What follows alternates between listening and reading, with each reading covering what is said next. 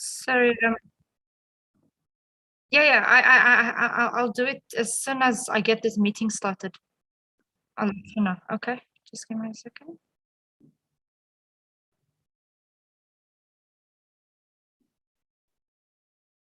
Just a quick question. Where are you guys live streaming this? Sorry, I'm asking this for my own benefit for work.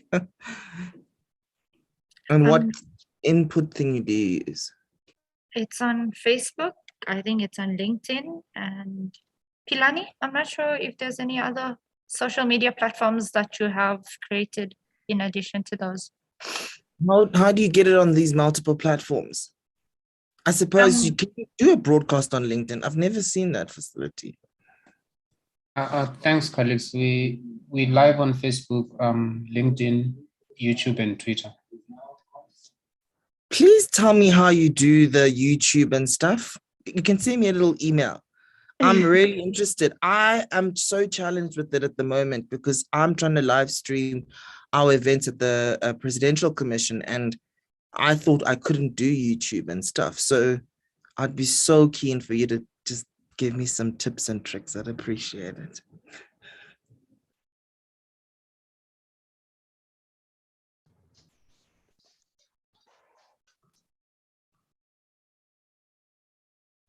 Okay, I think we're good to go. Mary Jacob, do you want to come in and introduce our video?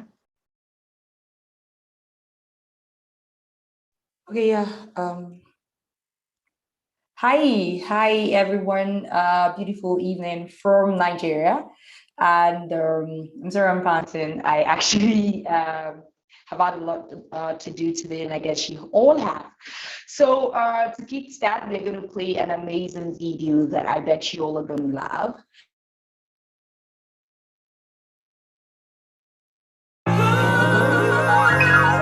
That the government has since maybe make it a DNA or part of their habit to arrest young people who are fighting or trying to break the buccal cavities of oppression. But they will never stop. They will never be afraid.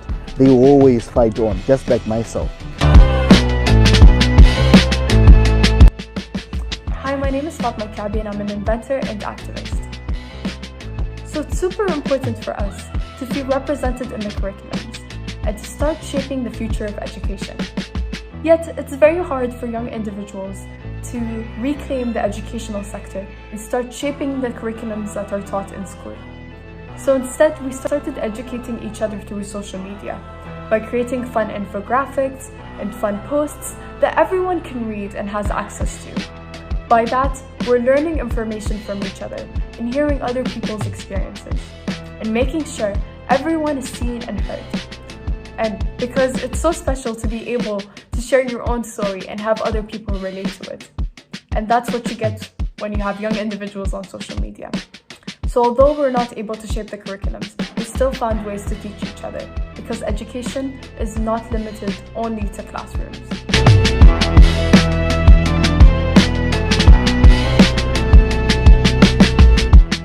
My name is Lala Toure, a 23-year-old Gambian political science student at the University of the Gambia.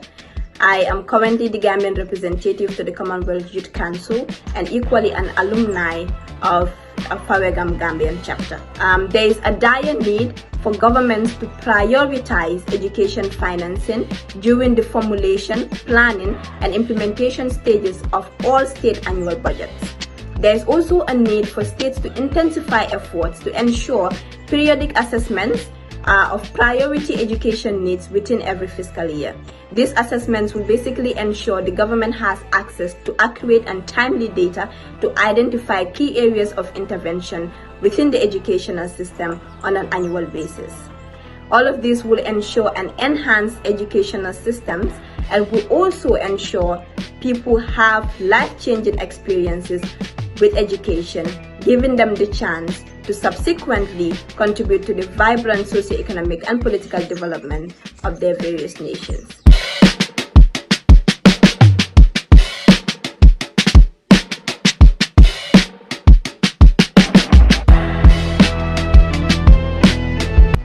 My name is Mary Jacob Okusa, the GPU leader hosted by Gce Transform Education. I'm Nigerian and I live in Nigeria.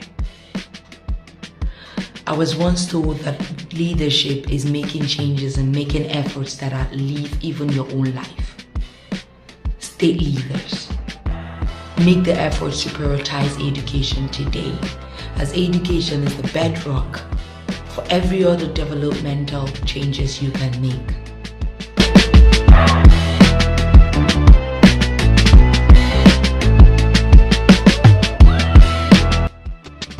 Bonjour à tous, je suis Geneviève Ngodjon, enseignante syndicaliste camerounaise, vivant dans la région du littoral du Cameroun. J'y enseigne depuis 5 ans et je suis de la Fédération camerounaise des syndicats de l'éducation, en abrégé FECAS. Le plus grand challenge concernant le financement de l'éducation pour moi se résumerait en ramener l'État à refinancer le secteur de l'éducation, parce que l'État finance de moins en moins le secteur de l'éducation, cela en laissant par exemple des individuels investir le secteur de l'éducation en créant des instituts, parce que qui dit privatisation dit exclusion. Une certaine tranche de la population ne pourra pas avoir accès. Si un établissement a des frais très chers, une famille moins nantie ou des familles qui n'ont pas suffisamment des revenus ne pourront pas avoir des frais. We are reclaiming our education agenda for ourselves within our lifetime. We are reclaiming our educational agenda ourselves in our lifetime. Power shift. Because education shifts power. Thank you. Yes, very Jacob. Thank you to all the youth activists that contributed to the video, and revolutionary greetings to you all wherever you are. Thank you so much for tuning in. We appreciate you taking the time to join us today to talk about decolonization as praxis within education. My name is Ashanti Kunene, and I am the Research and Advocacy Officer here at the Global Campaign for Education. Alongside Mary Jacob, I will be one of your co-moderators for today's discussion. By way of context, if this is your first time joining us, today is our second event in the GCE's Youth Action Month. Last week, we discussed the economics of education with the radical intention of interrupting this neoliberal, racial, capitalistic idea that education builds human capital, interrupting this idea that the full development of the human being can be reduced to an economic value. Deriving economic profit from human beings is an idea and practice that we can trace back to slavery, through colonialism, and our shared global history of suffering under empire. This is the foundation of our modern world. So today we talk about how we decolonize this idea of education through our praxis. What is the doing that must happen for us to move forward? What lessons from the past must we learn if we are to truly emancipate ourselves? As the GCE, decolonial education speaks to one of our core strategic focus areas, which is this notion of transformative education as an alternative framework for understanding the purposes of education, and in particular, the ways education quality is conceptualized and assessed. We are concerned with the emancipatory function of education as a catalyst for change in the world. But to do so, we need to acknowledge where we come from in such a way that the consequences of the facts of history, like slavery, like colonialism, like apartheid in South Africa, are not matters of opinion, but become ontological and epistemic starting points for collective action and efforts that, with intention, build a better future for young people. Our future is at stake, and it is our imperative as young people to make sure that we understand what lies at the intersection of colonial education systems that have not changed and the revolutionary decolonial requirements of freedom. We have to ruthlessly engage in critical narrative change work. Decolonization as praxis means fully understanding this concept of modernity. The modern world and its colonial and capitalist interventions is firstly a historical geographical project, and secondly, a discursive hierarchical ordering and othering of life in the world. Decolonization as praxis means collectively stealing away the imperative of the master's plantation. It means tracing the colonial cartographies of failure and the violent mediocrity of white supremacy within our education systems. And it means healing by touching our ancestral wounds and seeing them as invitations to build a better future for ourselves, where we can all breathe and make space for multiple modalities of knowing, of seeing, of being in the world, because we are so diverse as people. So in terms of today's run of show, we have some amazing speakers joining us today, who my co-moderator, Mary Jacob, will introduce in a few minutes. We're then going to move on to a panel discussion with our esteemed speakers, followed by a Q&A session for you to engage with them and us. My colleague Vicky will then come on to spotlight the GCE's e-learning hub as an incredible knowledge and information sharing platform and resource. We will then go into a group ideation session on the way forward for us as young activists and leaders in education wanting to decolonize this space. We will then hear closing comments from our speakers at the end. So I hope you are as excited as I am. And without further ado, I'm going to kindly invite my co-moderator, Mary Jacob, to introduce our speakers for today. Thank you.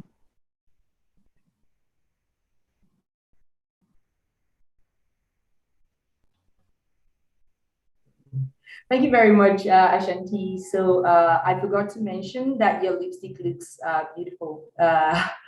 So yes, thank you everyone for being part of this conversation today. And it's time, it's now, and it's amazing to have you all joining through this amazing conversation.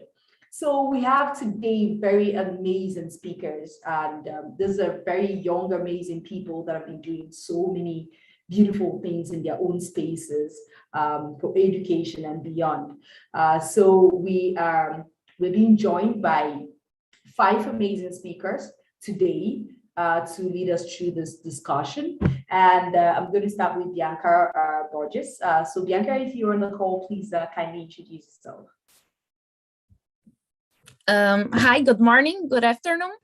It's still morning. I'm talking from Brazil. I'm Bianca.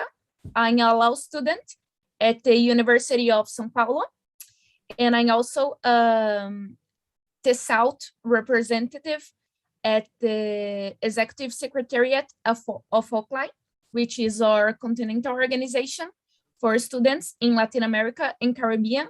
OCLAI works organizing international students federations of Latin America, and we fight against, first of all, of course, for education, but also against imperialism, against neocolonialism, and I'm very happy to be here. I'm also a member of the steering committee of the Global Students Forum, representing Latin America, and I'm very glad to see an event like this going on, and very excited to work with you guys. Thank you very much, Bianca. I told you guys they're doing education and doing way beyond. So thank you very much for joining us today, Bianca. And we're very excited to hear from you through the conversation. So let's hear from Aminat Navarro. Okay, so Aminat, forgive me if that's not the pronunciation, but I hope you're on the call and you can introduce yourself by yourself.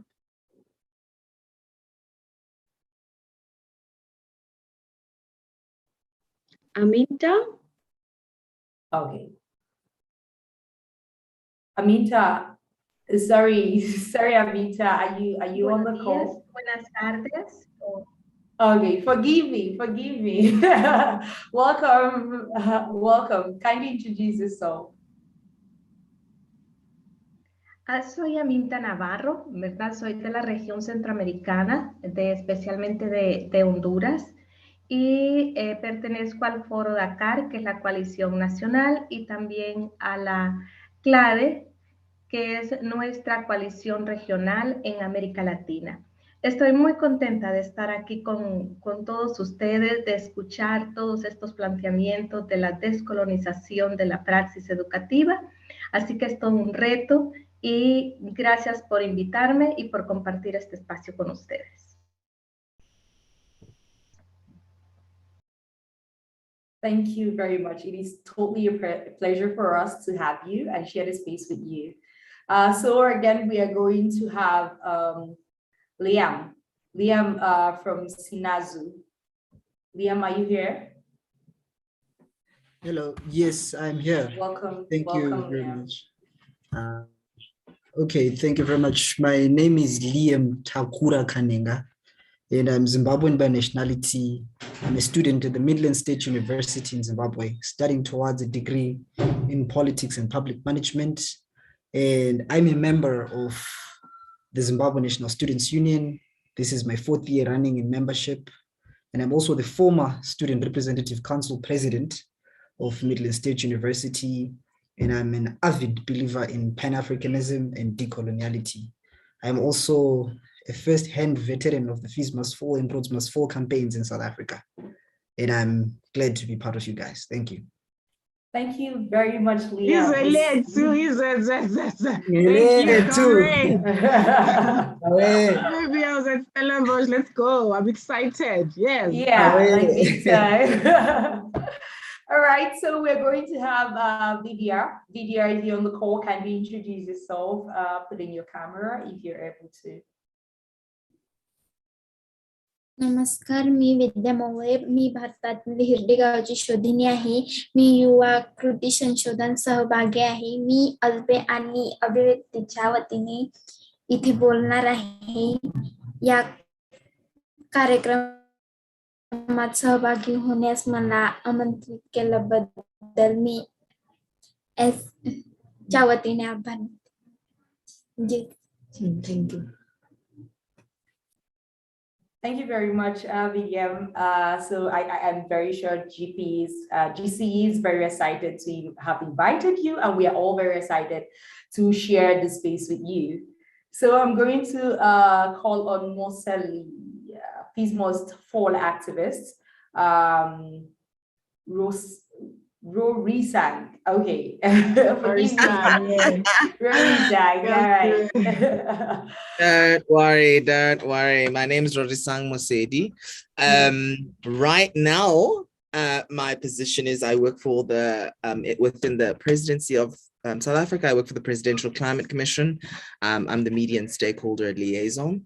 But in my previous life, I was the SRC president at the University of Cape Town. I was on the South African Union of Students, which is the national coordinating body for SRCs, and I was a PC member for SASCO, South African Students Congress. Those are my different positions, but I was a leader during the Fees Must Fall and Roads Must Fall era. And I'm hoping to give some insights to everybody. Thanks so much for having me. Thank you very much for being with us, Rorisang. And like I told every one of you, it's going to be an exciting conversation. I mean, hearing everybody's profiles is really making us very excited. Right, Ashanti? Are we I'm set? so excited. I have my friends on the call. This is going to be so lit.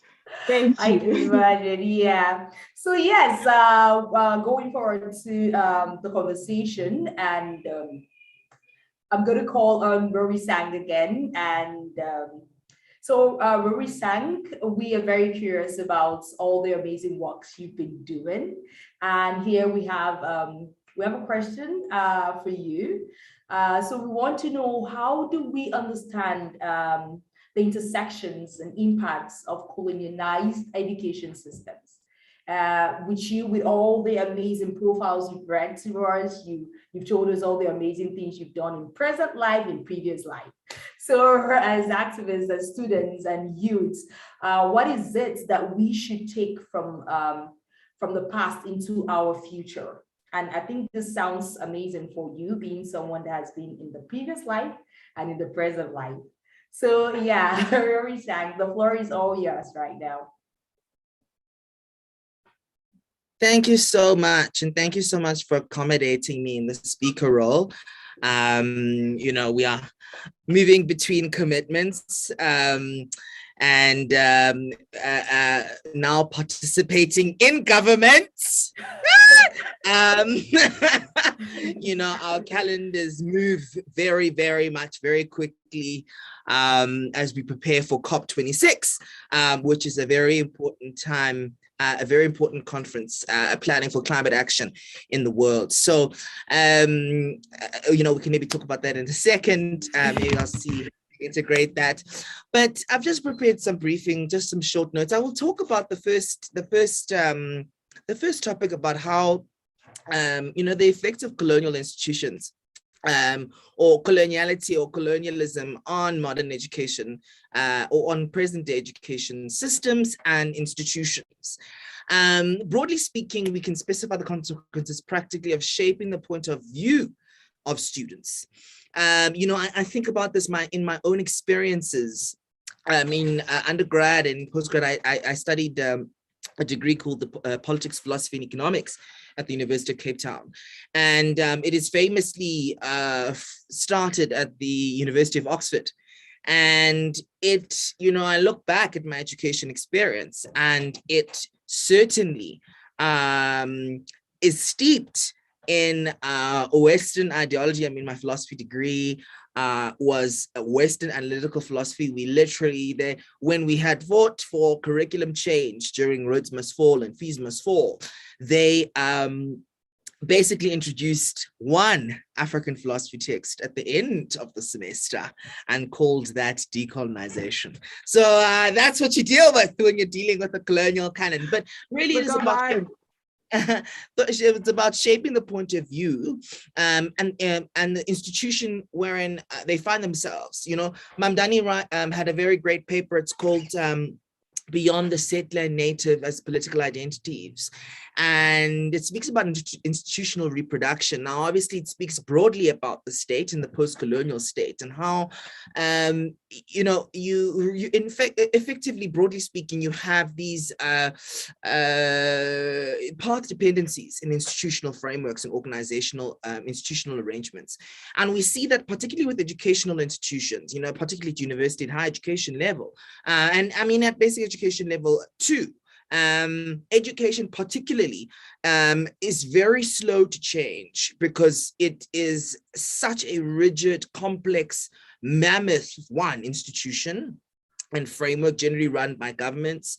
Generally, sometimes these days we have both private and public actors within that space, so suddenly, particularly in this neoliberal era of our education systems, we now see the privatization of education, particularly, it started, obviously, it's an emerging trend that started in the global north, but we're seeing it very much within the global south, even though most of our countries attest to being progressive.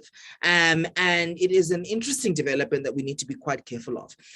So when we think, going back to, this idea of how the colonial shapes the modern and the current present, Mamdani maps out how the schism between the civil and customary law distinction and the consequences of Black Africans in the post-colonial era, and specifically drawing distinctions on the separate realms in which personhood and identity is defined, exercised, and circumscribed.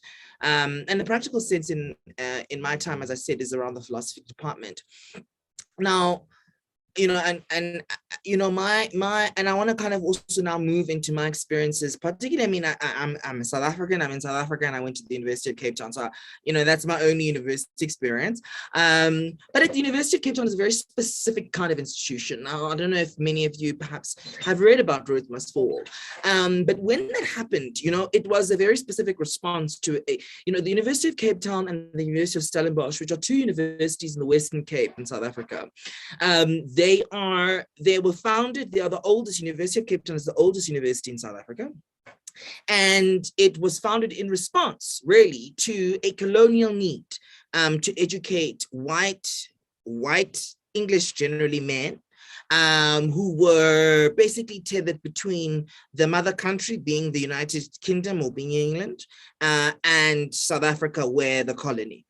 And this is replicated in the fact that when the University of Cape Town expanded, it was Cecil John Rhodes who granted the land for the University of Cape Town. And quite recently, there was a burning down of the Special Collections Library at the University of Cape Town. Funny enough, it's called the African Studies Library, but it's really the Special Collections Library, where all sorts of rare books and stuff, but huge amounts of African literature, and really it's not a slight around that. It really is a repository of African scholarship. But it was so funny to me where I thought about it. It burned down a few months ago around Easter this year. And we were having all these debates on Twitter. And I was speaking about how the University of Cape Town specifically, and I think it's true of the University of the Witwatersrand, I'm sure even universities in Zimbabwe and in Zambia have similarities in this as part of SADC and the experiences of particularly English colonialism. We were funded, University of Cape Town is almost an extension of Anglo-American and of De Beers and of mining and of mining money. And it achieved two things. One, University of Cape Town is a very distinct expression of English liberalism. And it is so structurally embedded in the institution that the architecture, its point of view, the university in how its institutional arrangements persist today, how the curricula and the traditions and the reproduction that I spoke about, the institutional reproduction and the path dependency is rooted in decisions and an institutional point of view that was founded nearly 200 years ago. And, and it's interesting when you compare it to, let's say, the University of Stellenbosch, which is founded in Afrikaans, an image of Afrikaanshood and kind of trying to legitimize Afrikaans scholarship and ideas. It mirrors and it has a completely different point of view. Even though it's white people, it has a different relationship with the country, which is which a lot of people don't want to necessarily consider. I think Ashanti definitely, she as that's alma mater. In fact, as much as Afrikaans is very problematic in the South African position, it still is interestingly rooted in this country. It's an interesting tension that I thought about quite a lot lately. And when you think about the University of Cape Town, it is so emblematic of a colonial institution that is deeply embedded in the founding of the country and of the economy. It precedes the founding of this country. And it is specifically exists to service that first kind of colonial, global South, global North capitalist economy. But in today's modern society, it services the localization of that capitalism and that institutionalism. And so even though 200 years later, even, 27 years, I'm a 94 baby, 27 years into democracy, even though we have made those strides, it's still fulfilling its purpose as Cecil John Rhodes wanted it to be. And those are the kind of things when we talk about it, when we answer ourselves, what are the implications of colonial institutions on today? It's about path dependency. It's about institutional arrangements. It's about these embedded systems and points of view and mission statements that, when you look at a rule book, for instance, in a university, particularly UCT, for instance, I'm sure it's the same at Stellenbosch. Those rule books are built and written over time. That's why they are 500, sometimes 1,000 pages long. And sometimes there's a rule for every single misdemeanor, every single action that they can just dig up and charge you during protests and kick you out, as I know that thing, we all got kicked out during Christmas. We all had interdicts. We were all on interdicts and on answering ourselves in court. But those are they are built over a long period of time. We are governed by rules and institutional frameworks that were founded, I'll wrap up now, that were founded in apartheid, that were founded in 1912. Many of those rules, for instance, just a quick example, before I go, the res system at UCT is still set up the way it was probably about 70 years ago, where the heads of the residences, the academic heads of the residences, they call them, forgot the word, but they basically are the academic. They report to the vice vice chancellor, not to the head of residence life, not to the dean of students, to the vice chancellor. It's not like that most universities, but it's like that at UCT because it's the rule that stemmed from when the university was expanded and founded. And that's a small example of how these things get carried through. And just quickly to touch on that, how can we learn? I think that, I'm so glad that this is an international conversation, this event. From our point of view, I think in South Africa, we can certainly learn from movements across the world. I think, the obvious answers in South Africa, like June 16,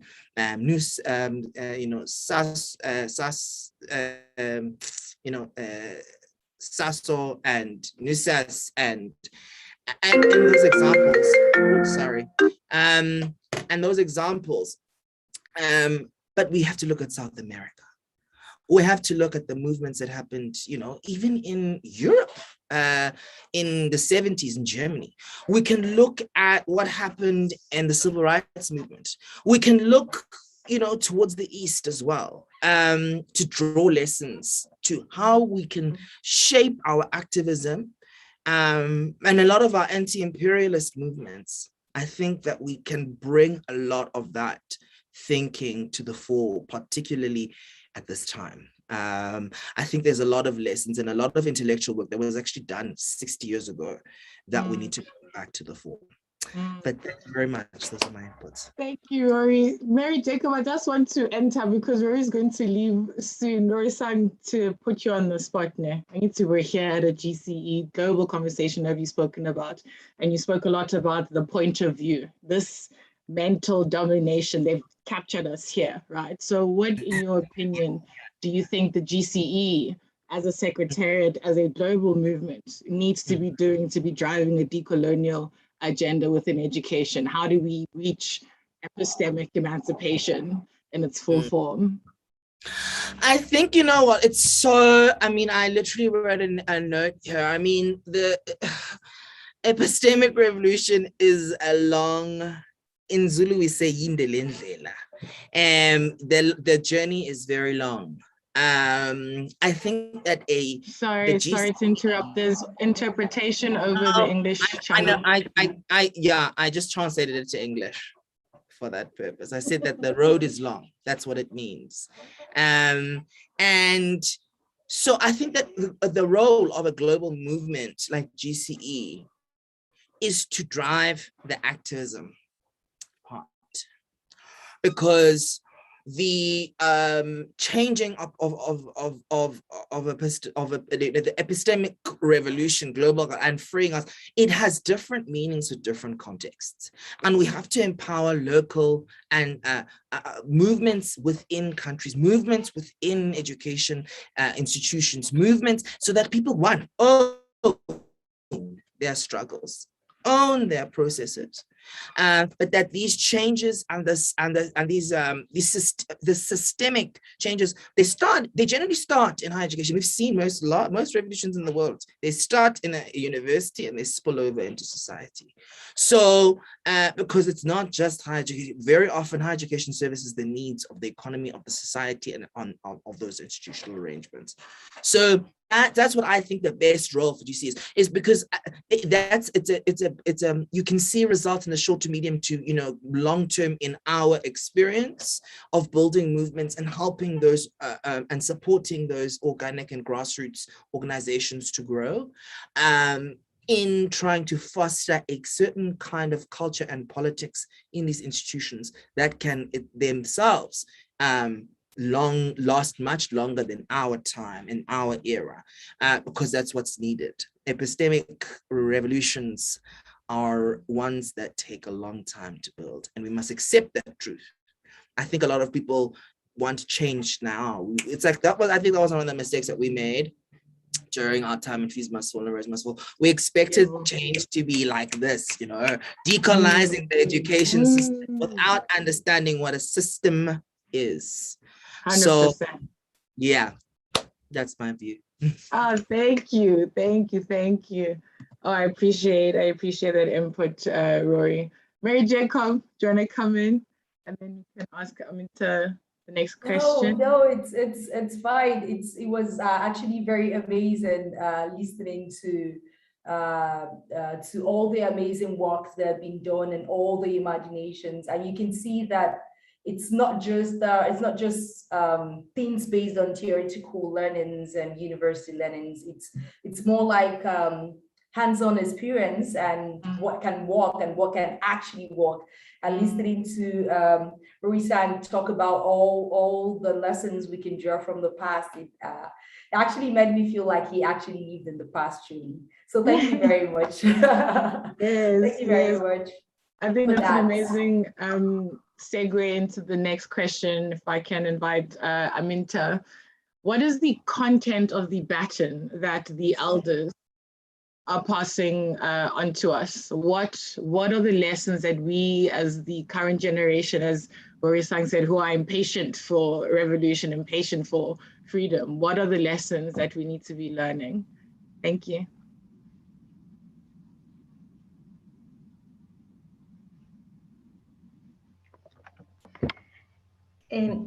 Gracias, ¿verdad?, por invitarme.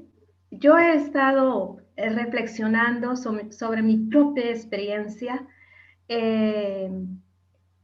desde que estaba en la escuela básica. Fui una activista defensora de la educación pública, ¿verdad? Y creo que una de las cosas importantes en esto es estar convencido de lo que queremos o lo que se quiere como joven y sentir esa pasión que te mueve por pensar, porque cuando se habla de descolonizar el pensamiento, o sea, esto tiene, por ejemplo, consecuencias.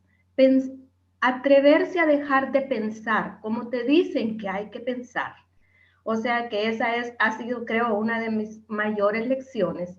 Entonces, eso tiene consecuencias. Tiene consecuencias de persecución política, tiene consecuencias que te hagan a un lado dentro del aula educativa, ¿cierto?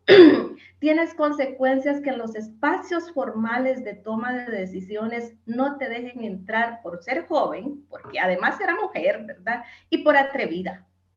Entonces, y por decir las cosas como se tenía que decir. Entonces, esa es una lección. Eso tiene unos costos y tiene que estar consciente si quiere pagar o vivir esos costos. Porque es poder decir que no se hace únicamente, por ejemplo, cuando hablamos de educación, de una sola manera, no se aprende de una sola forma, no se investiga de una sola forma, no se transforma la realidad solo desde el punto de vista, digamos, de quienes han tenido siempre el manejo, el control, el poder de lo que llamamos conocimiento. Pero yo soy de un país y todo en América Latina, donde hemos sido colonizados también, y fuimos colonizados por España, ¿verdad? Luego tenemos otros colonizadores y de repente, o sea, porque no solo es la colonización yo diría, de la primera colonización de la cual tenemos referencias, así, porque hay otras ahora, y no siguen siendo menos diferentes. Sigue siendo, por ejemplo, siempre contra el pensamiento, siempre contra cuando haces la contrapropuesta, cuando estás pidiendo libertad para hablar. Entonces estamos teniendo, porque tenemos que ver cómo se está manejando, digamos, la relación de la legislación en los países. Cada vez, por ejemplo, en Centroamérica y en América Latina tenemos gobiernos más represivos, ¿verdad? Hace 20 días en mi país, o sea, se cambia el código penal y salir a la calle significa mínimo 10 años de prisión. ¿Qué significa? Que la juventud no se puede manifestar. ¿Qué significa también? Y esa es otra lección aprendida cuando en la academia o en los colegios te dicen pensamiento crítico. Sí, pensamiento crítico siempre y cuando estés de acuerdo en el que te dicta cómo se deben hacer las cosas. Cuando difieres de ese pensamiento crítico, porque ese pensamiento crítico cuestiona las formas en que se viene, digamos, participando con las formas que se vienen haciendo las cosas, y cuando exiges más participación, cuando exiges que el sistema formal también de la educación tiene que cambiar, ahí ya es diferente. Entonces ya no hay pensamiento crítico. O sea, entonces ya eres un problema, ya eres conflictiva, ya eres conflictivo, ¿verdad? Y tienes que cargar también con eso en todos esos espacios. Pero creo que la otra lección que aprendí fue a no pedirle el espacio, a no pedir la palabra, sino a tomársela, ¿verdad? O sea, tienes que, yo pensaba en este cambio y en este diálogo que estamos diciendo y pensaba, ¿realmente yo pedí la palabra? No, yo fui a los espacios formales donde no quieren verte y ahí decir las cosas. Y escuchaban algunos, ¿verdad? Y lo vas haciendo. Y son necesarias las manifestaciones de la calle, son necesarias todas las acciones que se pueden hacer, pero también es necesario estar en el espacio formal. ¿Por qué? Porque ahí también tenés que levantar la voz. En la educación, donde se diseña la política pública, donde se hacen las leyes, ¿verdad? Entonces, ningún tema nos puede ser indiferente cuando se trata de pensar, cuando se trata de diseñar. O sea, esta juventud, esta generación tiene que diseñar, o sea, cuáles son los modelos que quiere seguir. Eso tiene costos, ¿verdad? Tiene costos. El movimiento o el espacio de la CME solo es ese acompañante, ese que abre el espacio, pero realmente quien tiene que hacer las acciones y tiene que apasionarse por ello y tiene que cuestionar y tiene que crear pensamiento, ¿verdad? Tiene que empezar uno a pensar y a ser libre. Entonces, yo me preguntaba cuando era estudiante también, ¿por qué en Centroamérica? Y digo Centroamérica porque es una región, ¿verdad? En el centro de Sudamérica, México y Norteamérica también.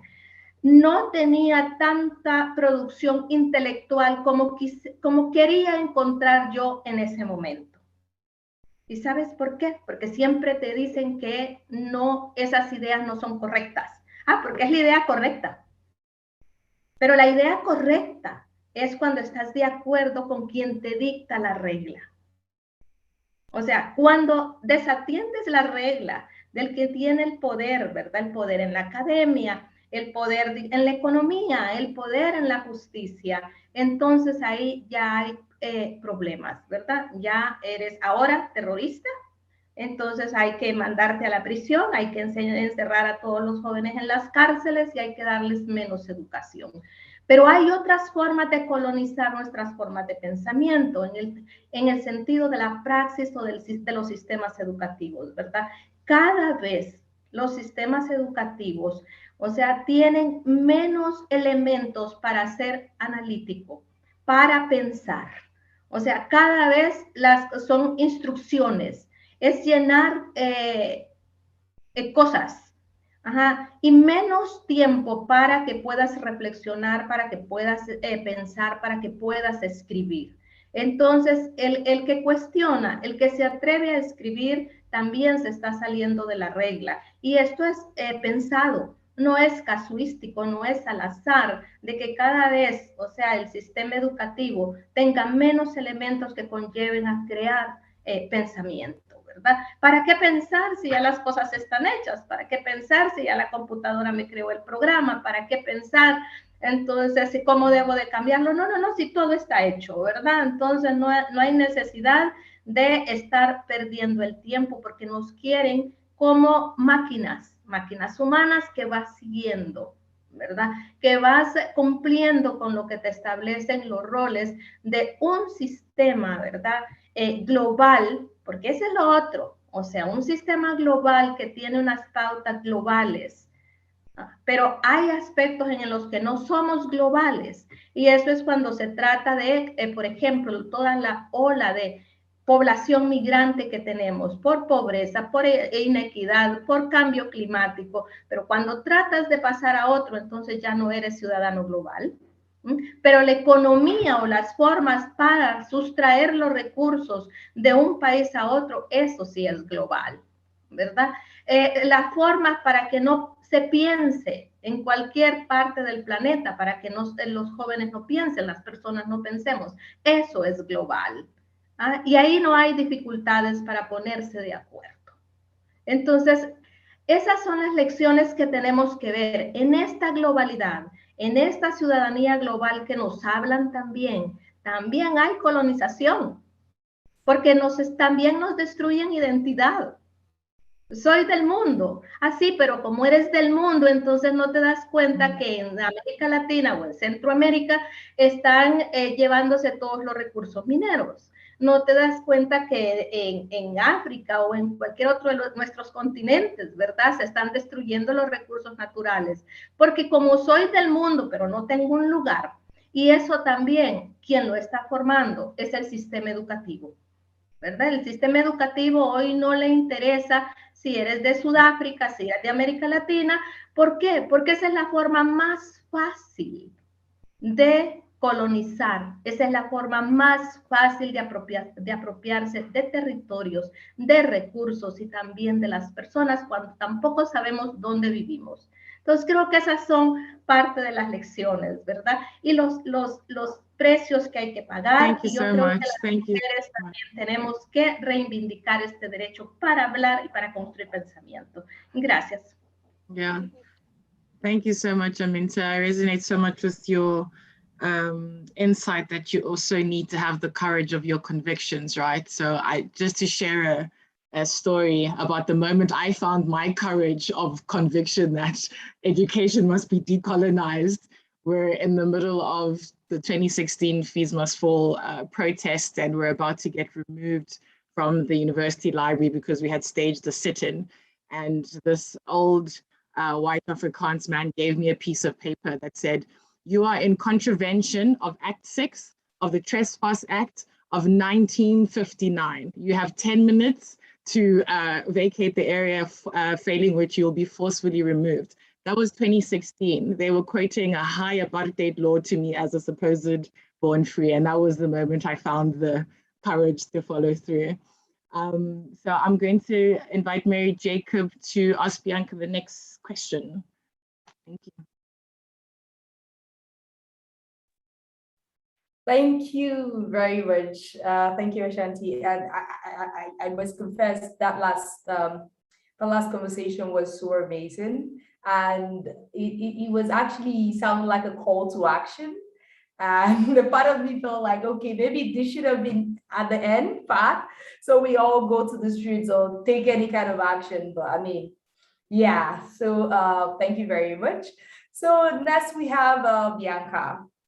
So Bianca, we would like to know as activists, as students, as young people, what is it that we should take from the past into the future? I mean, we have heard the previous speakers speak a lot about all they have done in their generation and all about the baton they're passing on to us. So we want to hear from you, Bianca. And of course, we also want to hear what are the key lessons we must learn if we are to move forward towards a better future. Thank you very much. Thank you very much. And to start, I think that what we should take from the past is the somewhat rebellious and disruptive spirit of the previous generations who faced the status quo and dared to start creating a certain national pride at the education. The first ones who dared to include in the curriculum of the school and the universities national authors and texts in Portuguese or other natural languages, and not longer to depend exclusively on foreign authors and foreign language to teach. It is not easy to end with the reflections of colonization in the curriculums of the school and universities until these days. In Brazil, the kids at school are still learning that Portugal discovered Brazil, and that was the day when Brazil started existing, when we had centuries of native culture before that. until these days, all of these centuries are denied and treated as non-existent.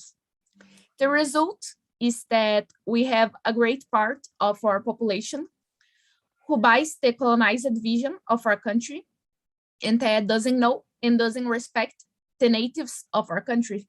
The Eurocentric vision here is very strong, and the national educational system only strengthens this kind of vision because we need to advance more. And I think that it will require us to be rebellious and to face the Eurocentrism, to say that it is no better than our own rich culture and intellectual production produced by natives and Brazilians that are the essence of our culture and result of the historical process that formed our nation and population. The same happens all over the region. The countries in Latin America are strongly dependent on the European culture until these days, as a reference, because of decolonization. And until these days, everything that comes from Europe is considered better and superior than anything that we have here and that we produce here. There is also a big cultural impact of products that come from the US that are the most consumed in the country. Even though we have amazing musicians, singers, writers, and movie makers. So we have to once again, as previous generations, to face this norm of supervalorization of what comes from the outside and to valorize what is national, and this time being more rebellious, recognizing all the negative impacts of having foreign knowledge as a reference and the positive impacts and changes of having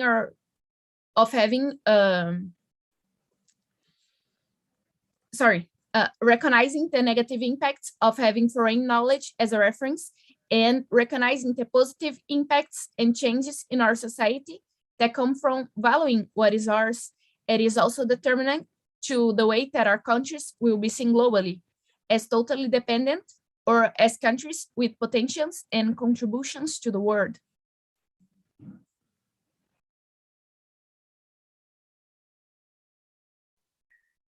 Sure, thank you, Bianca. No, go, Mary. I've been ramping over everyone. You can go, babes. Thank you. Let's get very rebellious right here. Thank you very much, Bianca. And that was amazing. That was perfect. That was brilliant. That was powerful. And I think it's something that cuts across for every one of us on this conversation today. And I know at some point we've all felt like, all right, maybe it's more superior when it comes from here or the other place. So it also gets to open our eyes to the fact that to decolonize our education system, to decolonize our mindset, it goes beyond just working on our educational curriculums. It goes quite very deep into changing the narrative entirely.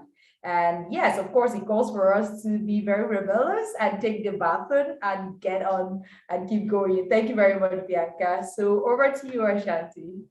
Yes, no, thank you. Thank you, Bianca. I think you touched on a number of things because that also just speaks to our aspirations for whiteness, right? Because the closer you are to whiteness, the more access you have to better quality education. I'm just even thinking about my own upbringing, you know, and that the decision was to take you to white schools because at white schools, it's just better everything, right? And what that does to you. So I'm going to invite Vidya for the next question and thinking about, you know, us having an intergenerational conversation and thinking about what, you know, the older generations are giving us and the lessons that we have to learn from the past. What can previous generations, what can the elders learn from us, from the current generation with regards to just not only decolonizing education, Mary Jacob, as you said, but also decolonizing your mind, right? So an example would be the importance of mental health, talking about it, so that mental health cuts across everybody. It's not just the privilege for the moneyed white people, you know. So what can previous generations learn from us when thinking about the subject? Thanks, Vidya.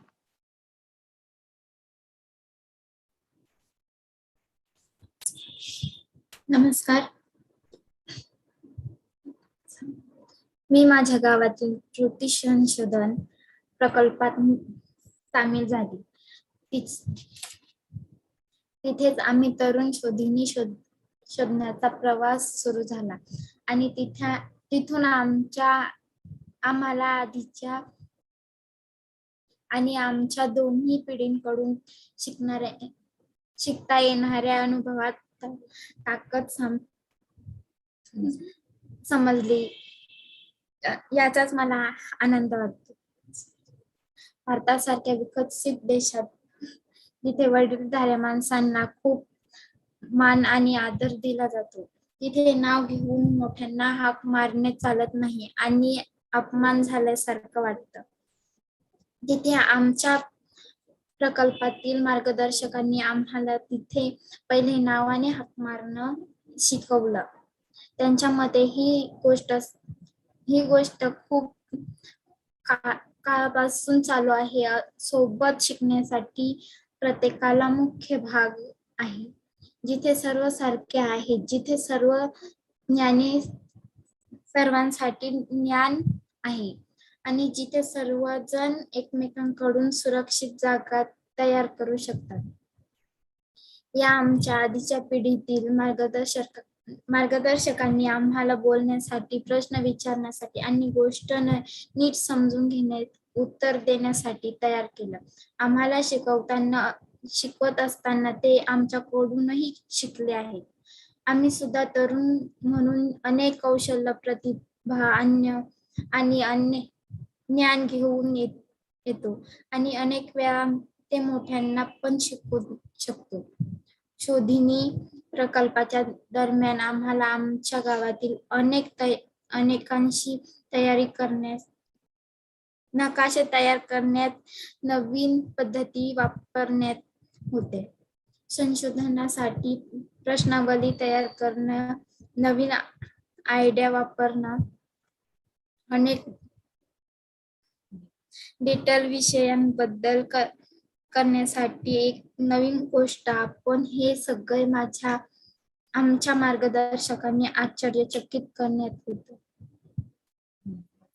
Corona साथीच्या काळात तरुणांना आपल्या घरातील मोठ्यांना computer, phone वापरण्यासाठी शिकवले, हे आम्ही पाहिले आहे. जागतिकीकरणामुळे काळात तरुणांना खूप सहज माहिती मिळते आणि अनेक नवीन कल्पना आमच्या समोरून येतात, ज्यामुळे आम्ही अधिक स्वतंत्र होतो आणि गोष्टी सहज स्वीकारू शकतो. तरुण लोक आपल्या नवीन दृष्टिकोनातून, नवीन कल्पना, नवीन खुल्या विचारांमुळे त्यापेक्षा मोठ्या मार्गदर्शकांनी प्रभावित करता असतात. मुलांना त्यांचा स्वतःचा अधिकार जाणून घेण्यासाठी आणि त्यांचा निर्णय स्वातंत्र्याचे वास्तव समजून घेण्यासाठी सहभागी कृती संशोधन खूप मदत केली आहे. कोविड-19 त्यांच्या लाखो लोकांना जीवनावर परिणाम झाला आहे. त्याच्यात आपण मानसिक आरोग्य सुद्धा गंभीरपणे धोक्यात आले होते आणि अजूनही आहे. शारीरिक आरोग्य अडचणी वाढलेल्या होत्या, पण तरीही शहरी आणि ग्रामीण भागातील सगळ्या पिढींना आमची मानसिक आरोग्याकडे दुर्लक्ष केले. त्या काळातील ग्रामीण भागात याचा तीव्र प्रभाव जाणवला. मानसिक आरोग्याविषयी आम्ही नव्हतो आणि सेवा उपलब्ध नव्हत्या, म्हणून तिथे अशी परिस्थिती झाली. या शिक्षणाच्या प्रक्रियेमुळे मी खूप बदलली आहे. ग्रामीण भागातील एक साधी मुलगी असूनही मी स्वतःची महत्त्वाचे काम करू शकते, स्वतःची गोष्ट ठरवू शकते, निर्णय घेऊ शकते. माझ्या वयाच्या लोकांकडून मी शिकले की आपण सर्वांना काही स्वप्न असतात आणि आपण स्वप्न पाहणं घाबरू नये आणि ती पूर्ण करण्यासाठी आपल्याला प्रयत्न करावे लागतात. लायब्ररी यशस्वीपणे उभी करण्यासाठी आमच्या प्रवासात मला महिला म्हणून आमच्या ताकदीची जाणीव एकतेची जाणीव झाली. आमच्या वैयक्तिक आवाज आता परिवर्तनाचे सामूहिक गाणे म्हणून होते. लायब्ररी स्थापन करण्याचा आमचा प्रयत्न समाजातील काही वडीलधाऱ्या व्यक्तींना पाठिंबा, मार्गदर्शन आणि प्रेरणेने Thank you very much. Thank you so much. It was amazing listening to the energy, the sincerity, and getting the message across. And to be very sincere, it made me picture myself in primary school teaching my class teacher how to use a cell phone. And then she would always say I was being too fast, and that was not how she was teaching me in class, that I had to get it slow. So yes, this gets to tell us that as much as there is a lot to learn in the previous generation, there's also a lot that is new to the previous generation. We are open to the digital world. The pandemic has also opened us to so many opportunities and so many things that we can use and we can dive on. So yes, thank you very much for that. So now we are going to Liam. So Liam, if you can hear me, we are very curious to hear your opinions on what you are already doing, the center's decolonization as Praxis in your contest. We want to hear the amazing work you've been doing and the things you've been doing in your own contest. And of course, we also want to know how can our strategies, our learnings, our outcomes be documented and serve as content for young people across the globe. I mean, we were also told that our generation is a generation that does not keep records. So yes, Liam, we would want to know how you think that we can document more and we can court across for young people across the globe. Over to you. Okay, thank you, Mary Jacob, and thank you, Ashanti, Mandla comrades. So anyway, okay, I know it's the nostalgia that keeps hitting her. So the first thing that I'll address is what we are already doing, especially in Zimbabwean context, also as well as in my individual capacity in Zimbabwe to push for decolonization of education. So the first thing is, one, we've moved towards institutional reform. Because one thing you should understand is, just like in South Africa, just like in any other African country, most of the universities were built during the time of colonialism. And just like what Rorisani said, they were there to address a colonial need. And even today, that colonial need still carries on with its legacy and all its institutional framework being entrenched into today's development.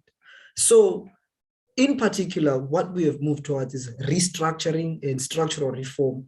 But then within all trying to do this, we also have to understand that there is what we call memoricide, or we can also call dismemberment of those that carry the memory of what African indigenous knowledge looked like.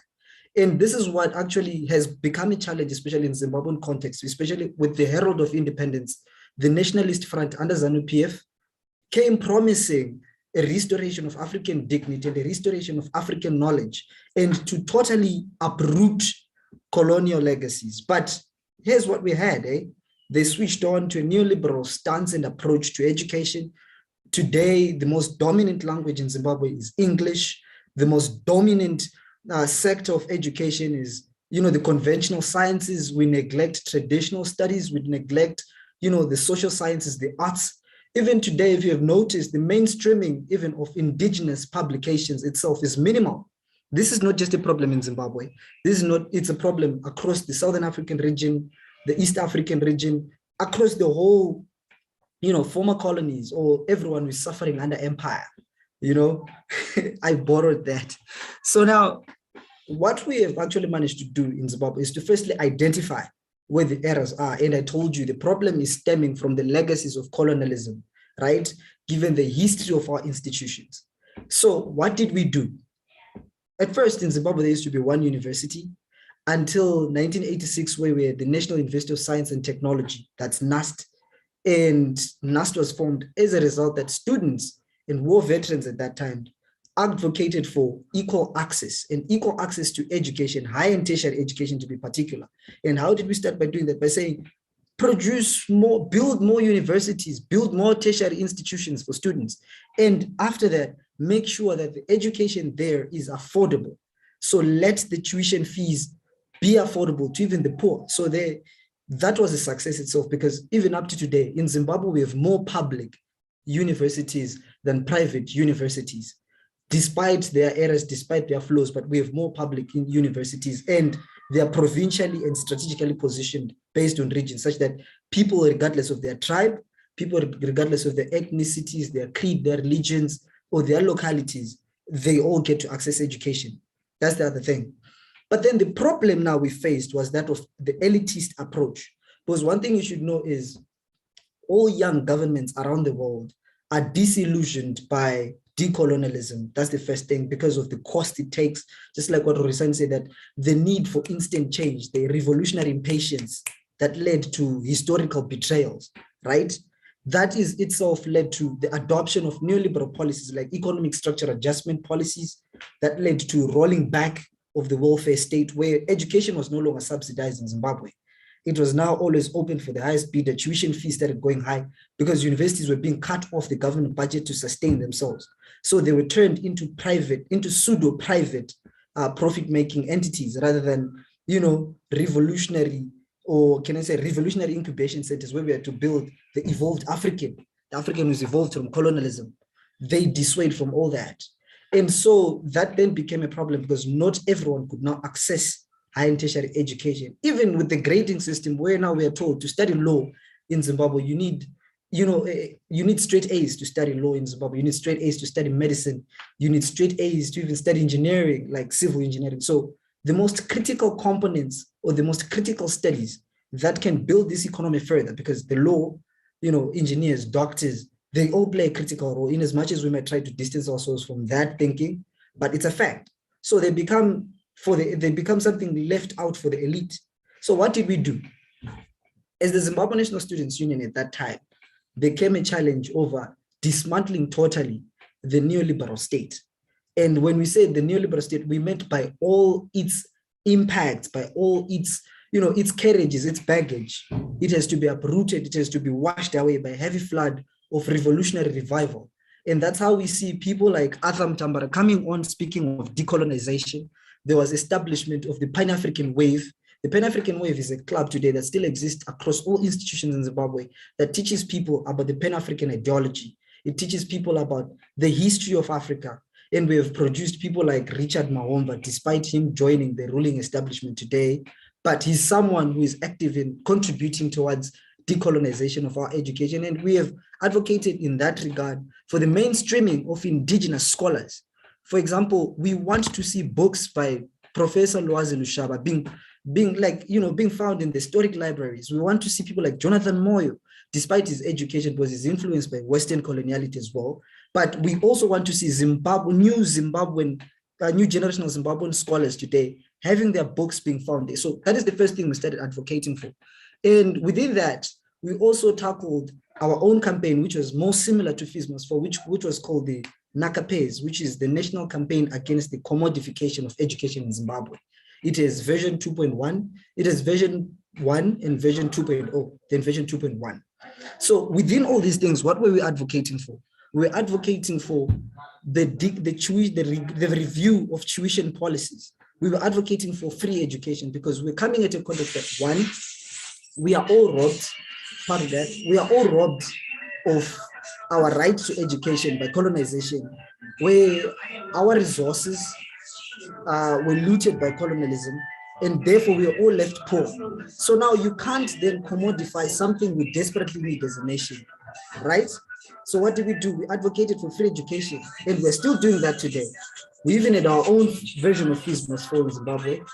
To those that had been following the news, you saw our president going to prison for nearly 7 times over such a campaign. So what were we advocating for? So that everybody could manage to get tertiary education and higher education training, such that they could access knowledge and be able to produce it. We want to see more Zimbabwean bred lecturers, more Zimbabwean educated intellectuals that is the first thing that we're doing. And then today, we still maintain the stance that we'll push for a text-to-educate system where education is to be accessible to everybody. But most of all, we want to mainstream African indigenous knowledge systems. And that is something we've been always pushing for. And in most regards, we are always putting the government to task for a curriculum review. Right now, they're introducing an Education 5.0, which we are still vehemently producing position papers to criticize because it's coming up to create a second Silicon Valley. And you can't import African prosperity from the West. That's something we're always telling Amazon Mnangagwa in this predecessor, that you can't import African prosperity from the West, but rather you can generate it from within. So we are seeking the opening up of the space by firstly tackling ageism, tackling elitism, tackling capitalism, and most of all, tackling imperialism and colonialism and guarding jealously the sanity of our politics in Zimbabwe, especially with regards to academic freedom, right? Because that is one thing that also impedes everything from promoting decoloniality, censoring academic freedom. And so that is the first step of what we're doing for the first phase of the question. Then what we can do in order to make sure that our achievements or our activities, our works get to be published and carried on to the world and beyond is, one, we need to create our own alternative media, or we need to generate our own mainstream publication platforms. For example, we can't always rely on Longman. Longman is Western. That's a fact. We can't rely on Oxford for dictionaries because Oxford itself is an emblem of colonial legacy. So we will be contradicting ourselves if we rely on these publication hegemonies. So let's create our own Afrocentric publication systems, our own South American publication systems that will publish South American and African books to the rest of the world. Let's sell our knowledge to the world. Let's export our knowledge to the world. And again, let's start mainstreaming indigenous and local historical narratives, right? Because on the issue of how we can actually produce historical narratives, for example, the Zimbabwean history is written by Terence Ranger, H.C. Moyana. All these people are not Zimbabwean.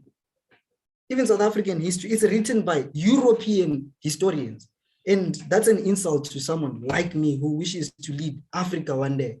You see, it's an insult to someone who gave up his youth to defend the independence of Africa at a young age. So what can we do? Let's introduce our own local narratives of the history. Let our history be told by African people who have been there. I'm sure the knowledge has been passed from generation to generation through oral traditions. There are written records, like what he said in the recollections libraries. Let's go back there and look at African scholarship and retell our stories. Let's reconstruct it. Let's remember it and let's revive it. And then we also have to rethink. We also have to rethink that should we always be relying on using English? I like comrades from Asia and comrades from South America that they use their native languages to articulate issues on whatever platform. It should be normal that I speak in Shona. It should be normal that I speak in Ndebele. It should be normal that I'll speak in Zulu, Xhosa, in Yoruba, in Twi. So at the end, our education systems need to be fashioned in a way that will allow young people to communicate ideas in the language they see fit, but the language that they grew up speaking and learning. And that's the first stage of decolonization, and that's the most basic of it. So as we go on and as we evolve from this platform today, let's make sure that we mainstream publications that we produce as Africans about Africa. Then also we mainstream knowledge sources from Africa and then export the knowledge to the rest of the world. So if we want to be known, let's be known to ourselves. Let's know ourselves first. And then from there on, we can export what we know about ourselves to the rest of the world. Thank you. Yeah, guys, I'm thinking all over. What? Yes, comrade. That is the heart of the epistemic revolution, and that just gave me so much energy and fire and excitement, because that is literally what we're trying to do. How do we tell our own stories for ourselves? We need to recapture the storytelling and the setting of the terms of who we are and who we think we can be and even become, right? So, thank you so much for that contribution, guys. I'm so excited. Very Jacob. Okay, the next session is the Q&A. So do you want to maybe open it up. Does anyone in the audience want to ask questions, post comments, engage with us? What did you think, Mary Jacob? Yo, Liam. It should be normal for me to speak in Igbo right now. Yes. Yes. It was totally amazing. It was amazing listening to every beat of it. I could feel that energy. I could feel that move. I remember in 2018, in the GCE Youth Caucus that was held in Kathmandu, Nepal. After the caucus, we had like this conversation amongst young Africans that attended, and we kept reviewing. And one thing that stood out for us was the fact that we needed to decolonize education. So that was why I was totally excited about this conversation. I just couldn't wait to hear young Africans. And then listening to Liam talk about all of this, I just felt like, oh, okay, yes, we're still on this page. Like we're going somewhere. It has become a norm across Africa, everywhere in the world, in Nigeria, across West Africa, and across North America, and totally across the world. The use of English, your ability to use English has become a way to define your intelligence. And it is a lot of issue for us here, because I mean, you can't even pass your information if you're not speaking English. And then we fail to acknowledge the fact that if we're going to keep judging our knowledge with English, we're going to keep equating whatever we are doing to what our colonial masters had taught us. And then it's going to keep putting us in the bondage, okay? So my organization, Whisper to Humanity, there was something we started doing in our school clubs. We started using music in native languages to teach children about their bodies and about consent. And I mean, I fell in love doing it because I could literally sing their native language and they did not have to ask me the meaning of the English words. They just had to flow with it and, you know, be happy, excited, and own it. So I think it's amazing. And I hope this conversation is not going to end here. For real, like it's time we start pushing beyond to change the narrative for real. Sure, yeah. No, for sure. Are we gonna, okay, what I'm gonna do now is I'm going to invite Vicky to please do your presentation, because we are at 4:15, and then we'll use the rest of the time to continue with our discussion and question and open it up to the floor. So Vicky, can I please invite you to do your presentation, ma'am, on our e-learning hub? You are muted. There you go. Thank you.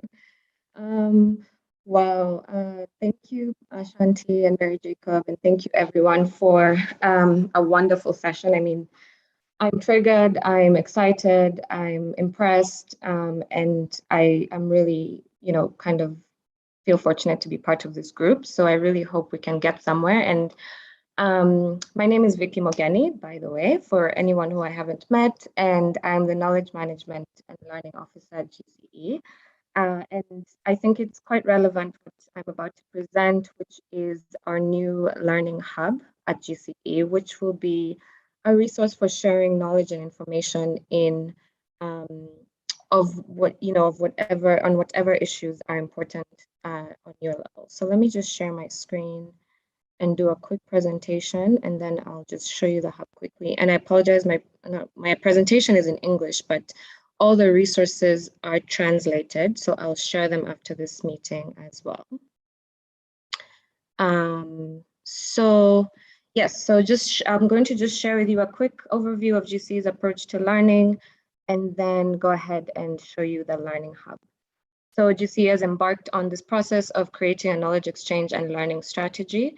We consulted with various regional coalitions, as well as some on this call, youth representatives got the invites, and we came up with a framework where the goal of knowledge exchange and learning at GCE is to ensure that the current and future work of GCE across the movement is informed by lessons learned, best practices, and strong collaborations from all GCE stakeholders, including everyone on this call. So it's divided into 3 pillars, as you see here. The first, with each pillar having expected outcomes. I won't read through all this. This is just the framework. And again, I'll share the resources after. But the first key pillar is a knowledge sharing system. So implementing a systematic approach to sharing knowledge within GCE.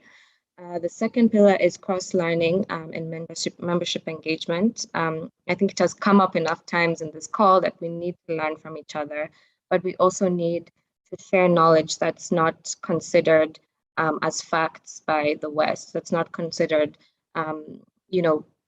as facts by anyone else other than the context that we're in and what we are going through. So just learning from each other and making sure we have the space and platform to do so. And then the third pillar is structured learning, which will be through workshops like this, webinars, as well as online courses that GC is offering.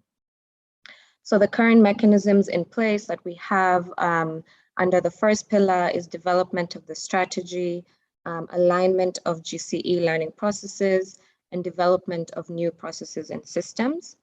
Under the second pillar, we have our learning communities that some of you might have heard of. We have the Gce Learning Hub that I'll spotlight in a minute. And then we have the production and sharing of learning materials, again, in various languages and, based on your context and what is important on the ground. And then under the third pillar is online courses, as well as the learning webinars and workshops and trainings. So yes, this is the Gce Learning Hub. As you can see here, this is, if you haven't been able to access it yet, this is a screenshot of what the landing page looks like. And you can see here, it just says the Gce Learning Hub is a freely available online platform. It's hosted by Microsoft SharePoint. And I'm really excited to launch this to you all because it will really facilitate engagement, collaboration, sharing of knowledge and experiences. We've heard from, Liam talking about we should share publications from, in our different, from African scholars. And this is the platform to do such work. So I really encourage you, once I'm done with this, to reach out to me if you'd like access, and it will also serve as a repository for the knowledge and learning products that are generated from our work. There's so much good work going on that I've heard so far. So this will be kind of a platform, a one-stop platform to share all that knowledge and information, and where it can be housed for GC in the future, and for only cross-learning across regions or across movements.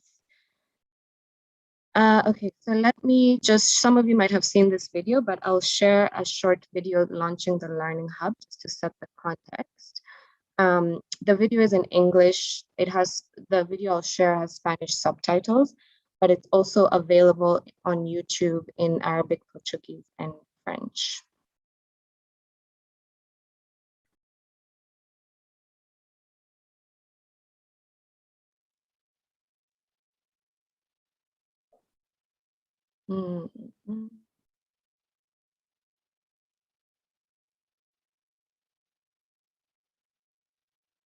Just hide all this.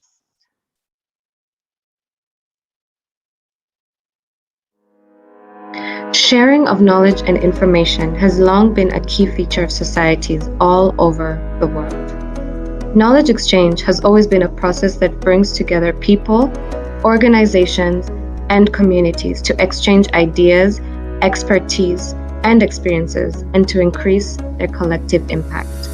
Throughout history, knowledge has been passed on through writing, through drawing, and through storytelling.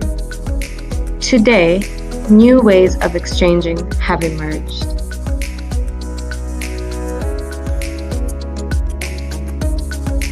GCE is adapting these new technologies to create a global hub for learning and membership engagement, using modern technologies to easily share, exchange, and learn from each other. Introducing GCE's Membership Engagement and Learning Hub. The Learning Hub supports GCE's efforts for knowledge exchange, shared cross-regional learning, and capacity building. In a global membership community like GCE, knowledge exchange and learning are based on the belief that the network's most valuable resource is the knowledge of its members and its people. Our success is determined by working together. The Learning Hub will be available in all 5 Gce languages and will have online learning activities such as e-learning online courses, access to events offered by members across the world, a repository with access to learning materials and resources, learning communities, as well as discussion forums. Knowledge exchange and learning into Gce's work is essential for realizing Gce's strategic goals and vision, and the goals of its members and partners at national, regional, and international levels. Together with members and partners, Gce requires evidence and knowledge to influence political and social change and to keep up with the education policy changes that emerge in various contexts and globally. Join us and share your knowledge at www.campaignforeducation.org.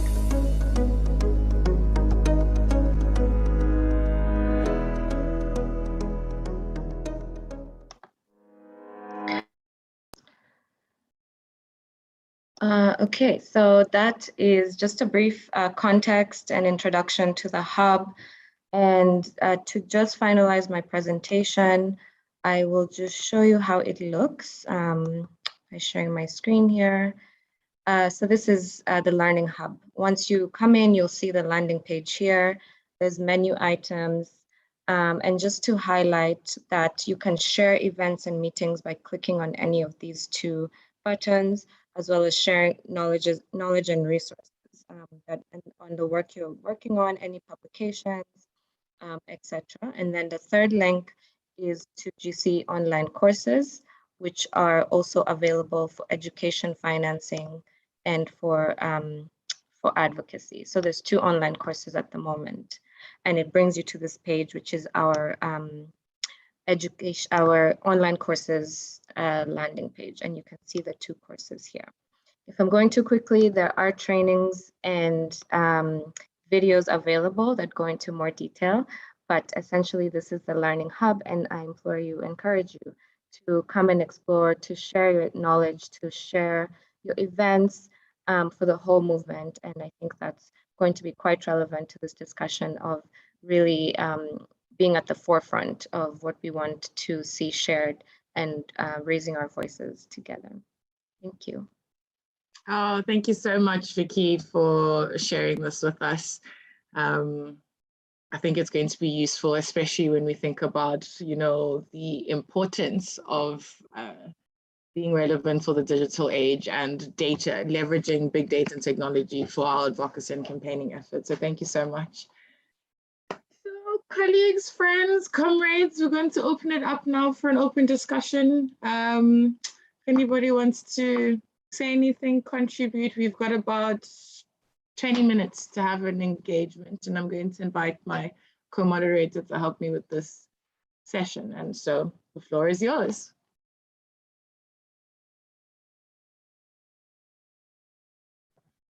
Ashanti? Yes, ma'am. If we can just ask Ramadan to make me the host, because we have one of our interpreters that have fallen off the call for Spanish and they need to be reassigned, please. Apologies. Okay, no problem. Thank you. Ramadan, if you can please make me the host. Zina, thank you.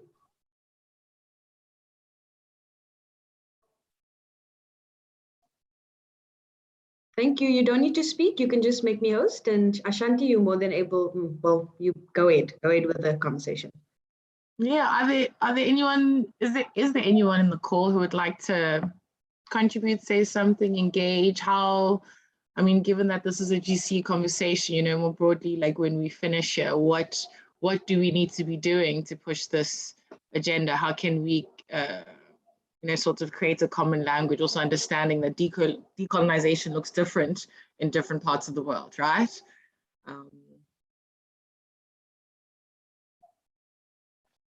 Mary Jacob, I'm going to ask you. Very true, Ashanti. So the floor is open for you all. It's your time, so you shine. As I was listening to all the conversations, I know I was thinking about 1,001 things. So in case you were thinking as much things I was thinking about, or even thinking more, so this is your time to, just box this up. Let's hear what's running in your mind, and what you think. Okay. Are people shy today? Oh, guys, after such a fire conversation, people are shy to talk to us. Please. Oh. May I say something? Please, comrade Liam, come with your wisdom. Okay. Well, from my end, I would like to say, for decoloniality to actually thrive, or for us to totally uproot colonialism or the legacy of colonialism, I would like to term it the legacy of colonialism, is by firstly, having what we call an intra-generational exchange of experiences, or an intergenerational exchange of experiences within the fight against colonialism. For example, I'll tell you, I am a product and proudly bred by the Rhodes Must Fall experiences. It happened that I was just in South Africa at that time, seeking to pursue education at Witwatersrand, and got interested in it within the whole struggle. I was not a student at Wits, but at that time I got interested. I would even attend demonstrations in solidarity. But what am I bringing out here is, it should be normal, for example, for us as young people within our various institutions to have an exchange system, like, where Excuse me, French interpreter, can you please make Zena Scallot the host? So apologies, can you please make me the host? Okay. So like I was saying, having an exchange system, like, for example, comrades from SASCO can also come to Zimbabwe and get to see how Zimbabweans have been fighting their struggle. Comrades from Zimbabwe can go, because one thing, the One Africa movement can only thrive, not the one by Musi Maimani, by the way. Ashanti, don't quote me wrong. But I mean, the philosophy of a united Africa, right? Yeah. Itself can only thrive if we normalize, firstly, continental citizenship. For example, traveling and visiting each other, hosting more international programs that get us to be on same platforms, exchanging ideas, even exchanging literature. So it starts also by documenting and cross-documenting and cross-pollinating. Thank you. Yeah, thank you, Liam. I appreciate that. Sunil, I recognize your hand. You had your hand up earlier. Liam, I'm going to respond. I just need to collect my thoughts to what you said. Sunil, do you want to come through? Yeah. Thank you, Ashanti. Thank you, everyone, for this excellent, firing, passionate. Hello, is this the French interpreter? Zena, you're on the full call, girl. Excuse. Please continue. Sunil, please come through. No worries. I'm really, really enjoying these conversations, full with a lot of energies and vibrations across from globe. Thank you for organizing this. Amazing speakers. While I'm listening to all this analysis of how we can decolonize, I'm also thinking in my head, how, if I want to understand decolonization in simpler terms, the word which is coming to my mind is power. Understanding and analyzing power in its all aspects. Power in terms of race, in terms of caste, age, languages, geographical location, all that, even sexual identity, how you represent, what kind of designations, what kind of influencing power you have in politics, and so on and so forth. So I'm thinking how we as educational leaders come together to create spaces where we can understand this power relationship in the education itself. Because the kind of education which empowers one to analyze the same system in which we have conditioned is the real power for me.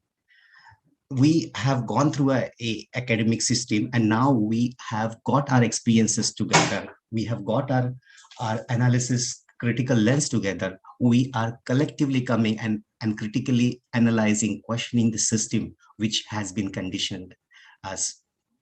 For me, that's the real transformation. And there I ask this question to all of us: how can we bring together this transformative lenses where we can understand ourselves and our relationship with power in terms of in an intersectional lenses, and then come together in all our forces to stand with the oppressed groups, to stand with their rights to access their own power. And I think bringing that paradigm shift where the power is with the most marginalized, where we design our spaces, where we design our system with the guidance of the voices coming from the margin, that is the real transformation, decolonization for me. But thank you for creating this space. I'm really charged. Thank you so much.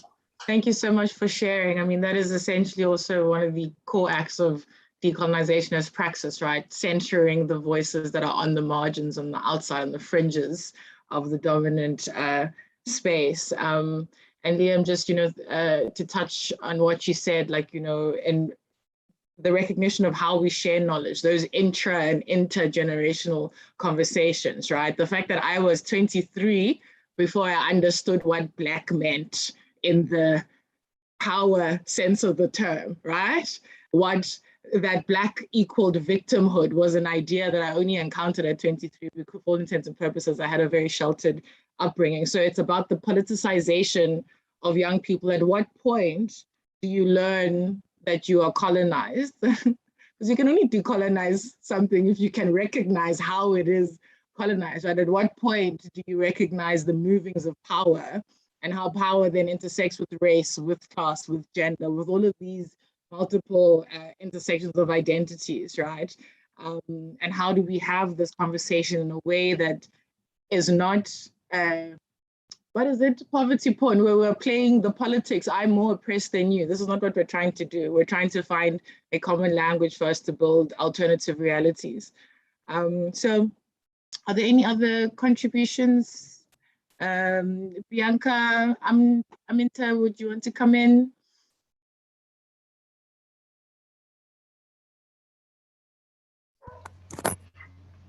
Yo quisiera retomar algunos de los planteamientos que ya hizo Lía. Creo que es muy importante que utilicemos y tengamos los medios de comunicación. ¿Y por qué digo esto? Porque fue una también de nuestras lecciones aprendidas. O sea, siempre estábamos buscando que los dueños del poder publicaran nuestros planteamientos o estuvieran informando sobre lo que nosotros estábamos queriendo cambiar. Y todavía hoy seguimos así, ¿verdad? Intentando que los grandes medios, las grandes cadenas o los que tienen el poder de la comunicación puedan interesarse por lo que nosotros queremos plantear. Eso no va a pasar, ¿verdad? Entonces tenemos que buscar las maneras y las formas de crear y de tener todos estos medios que hoy son también alternativos, pero no tener miedo a tener grandes medios de comunicación. Yo creo que es que muchas veces, y lo decías, ¿verdad? No jugar de que somos pobres. O sea, muchas veces el decir eso nos limita para poder crear y para poder ponernos en igualdad. O sea, porque también hay que buscar la igualdad en ciertas cosas, o sea, decididamente. Porque el que tiene el poder no va a venir a decirte, mira, aquí tienes un medio de comunicación para que plantees tus ideas y hagas la descolonización del pensamiento, ¿verdad? O para que descolonices la forma de pensar en el sistema educativo. No, lo tenemos que hacer nosotros. Entonces, creo que se han planteado hoy muchos puntos interesantes que se pueden seguir reflexionando y llevando también a la práctica. Y la praxis de descolonizar el pensamiento es diario también, es en nuestras vidas y nos traiciona cada día. Porque como bien decíamos, ¿verdad? Todos somos productos de esa colonización. Entonces estamos a veces con nuestras formas de hablar, con nuestras formas de decir las cosas o de hacer. Entonces como estarnos también revisando y para poder ser consecuentes en esta praxis y poder transformar de verdad. Ese sería un aporte desde lo que me han hecho reflexionar ustedes también, Ali.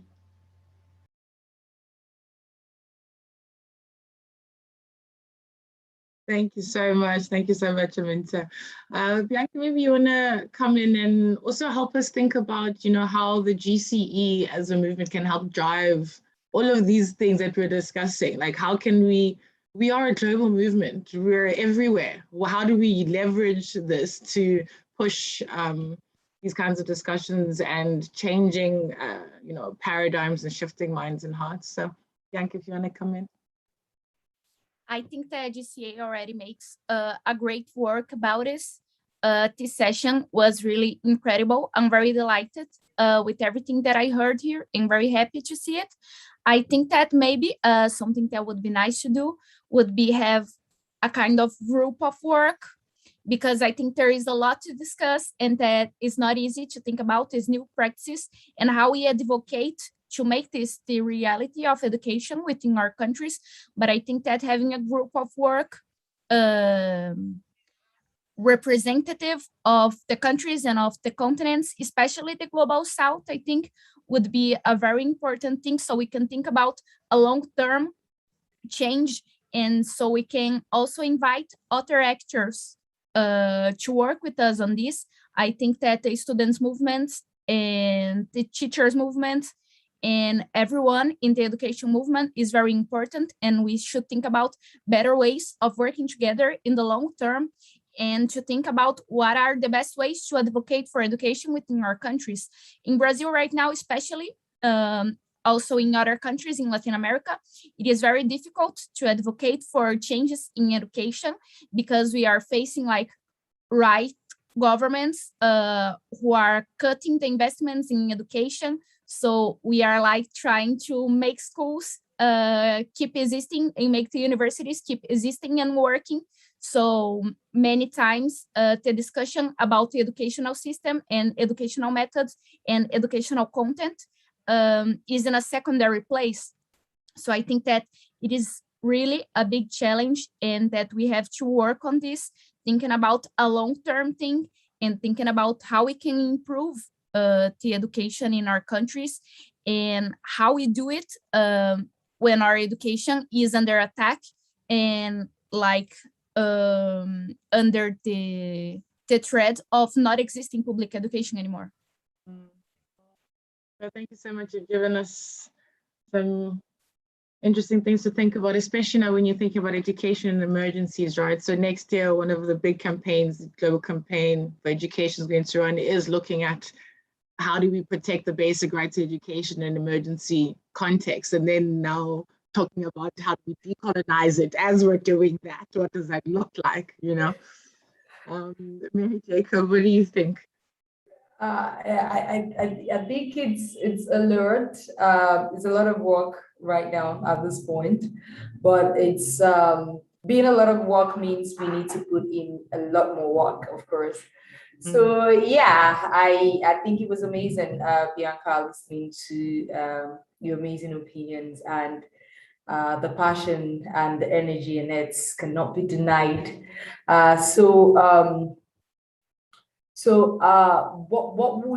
What would we need to strengthen and unite our decolonial work across our regions? What do you think we need?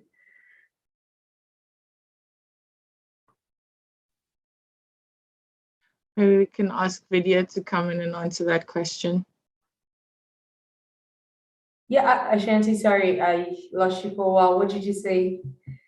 I'm saying maybe we can invite Vidya to answer that question. Or Okay. Yeah. Yeah.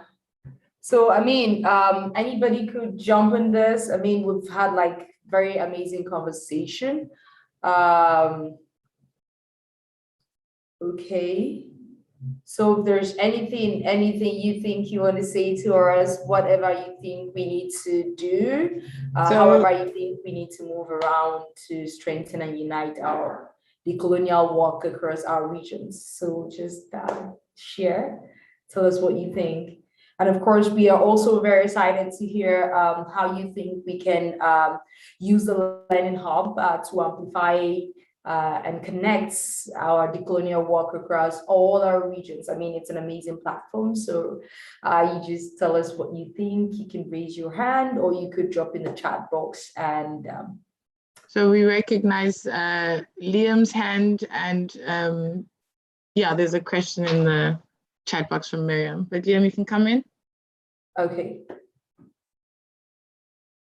Am I audible? Yes. Okay. So I'll address the question you asked. Can you repeat it, Mary Jacob?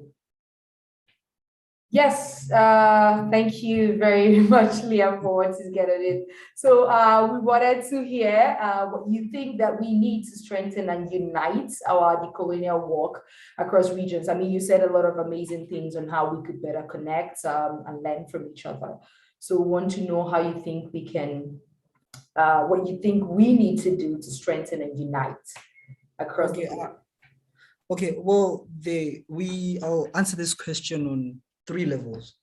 That is, firstly, what we can do in our individual capacities, what we can do in our institutional capacities, and then thirdly, what we can do at macro level, that is beyond, having localized institutions, but as maybe national movements, regional movements. So in individual capacities, I think the first thing is we need to understand that the world is not boxed in our localities. Yes, we might have roots, but we need to grow the stem. So what am I saying? We need to explore knowledges and experiences across the borders. We need to utilize digital media. We need to utilize mainstream media to follow up on the struggles around the world so that we get a clear picture of the global context or of the unizone, so that at the end of the day, we don't end up being in that intersectional poverty pond of conversations where we accuse others of being far better off than others. For example, the common struggle between Zimbabweans and South Africans, or Zimbabweans and many other Southern African citizens today, is that Zimbabweans say others are well off, so they'll never understand our struggle. I'm sure Ashanti can confirm, Pilani can confirm, Rorisang, if he was here, he could confirm, because these are comrades neighboring me and they know the struggle. And that's how we can even have less of conflicts like xenophobia. That's how we can have less of conflicts like Gukrawundi in Zimbabwe, which was an ethnic and tribal war. So being able to, migrate, go on revolutionary pilgrims to seek knowledge, and as well as to understand the context from a different angle, a different perspective, even going to, the beneficiaries of colonialism themselves, getting to understand what does it mean to them. Because once upon a time, I got to sit down with someone who says, you know what, my father got this house from my great-grandfather. And when you guys come here and say you want to take the land away, you are saying you want to take away my inheritance. But then I told him, you know what? Your great-grandfather probably bought this land from someone who robbed it from my ancestors. You see, but then it was the beginning of a conversation. I could understand the struggle from their end. So that is the first thing we need to do from an individual perspective, because that's how we get knowledge, that's how we get perspective, and that's how we shape the conversation we initiate, right? Then from an institutional level, I'm a student unionist. I believe in collectivism, or I believe in activism in groups. I believe in creating coalitions. So, for example, the Zimbabwe National Students Union is a member to the Southern African Students Union. We are also a member to the All Africa Students Union. So multilateralism is a gradual phase of how we can bring all people together. And that's how we create a shared praxis, as the topic puts itself across that. That's how you bring it, because within converging and coalescing, that's how you create a uniform identity, and that's how you even create a stronger base to communicate. So in the end, that's how we even get to, transgenerate the conversation to other localities. That's how we even address issues to do with geopolitics and geolimitations. Then at macro level, this is where our governments come in. There is need, but firstly, there is need for us as young people, especially new generation citizens, or born frees, those born post-independence, to start taking up formal positions in government, so that when we do that, we get to influence the unifying or the uniform cross-pollination of ideas. This is how we even get to utilize the SADC space. So our governments need to start having a shared stance on consolidated policies, uniform policies, on how we can make sure that we uproot colonialism with its legacies, and how we can socialize post-colonial ideologies and developments and how the African mind can evolve, because it's always a system of power. Like what a certain speaker said, pardon me, I forgot the name, but it's always about power. But the power comes in nucleating the forces around the idea. So we need to have such kind of integration at macro level, at institutional level, and then to also have an emigrative approach at individual level. Thank you. Thank you very much, Liam. I don't think I would have wanted to hear more. It actually got me thinking about the amazing things that has come out from young people organizing across borders and getting to learn from each other. Part of what I actually did with the Activist Network and Interlearning.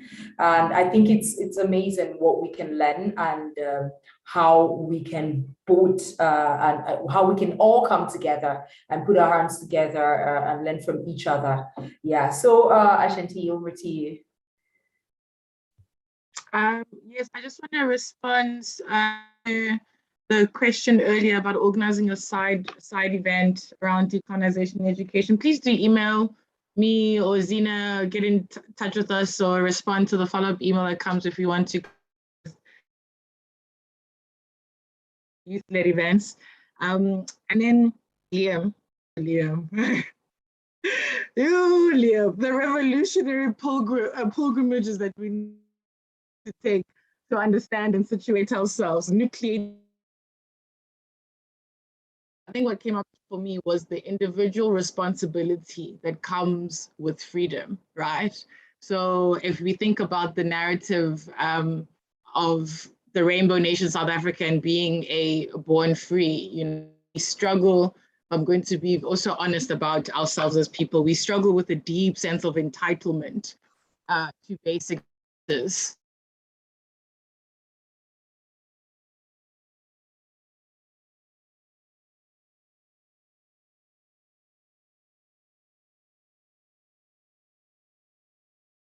Pay for basic services, right? So to be poor is an incredibly painful situation. I think one of the things that we also need to unlearn in decolonizing ourselves is that asking the master to fix our problem doesn't work. We need to just get up and do, or we need to just figure out a way to do it ourselves, because we need for us to move. Critique is nice, but we also need to engage. So are there any comments that people on the call want to make before I hand over to Zina to do our closing?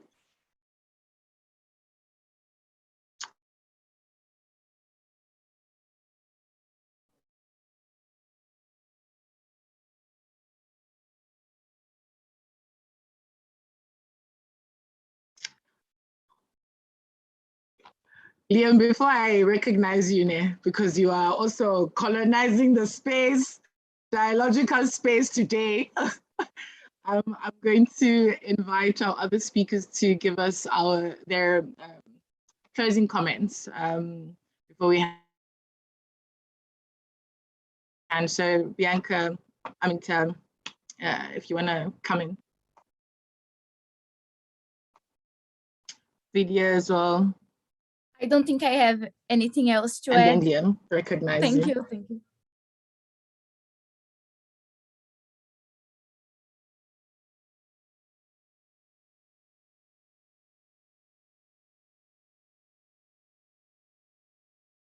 Please go ahead.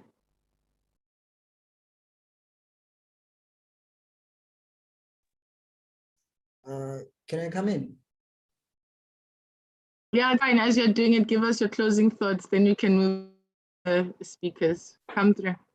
Okay, so within decolonization, I think one thing we should also be aware of is the surrounding reality about decolonization, especially in the South American, Asian, East European, and African experience. For example, remember, these are countries mostly born out of liberation wars or liberation struggles, I would call them.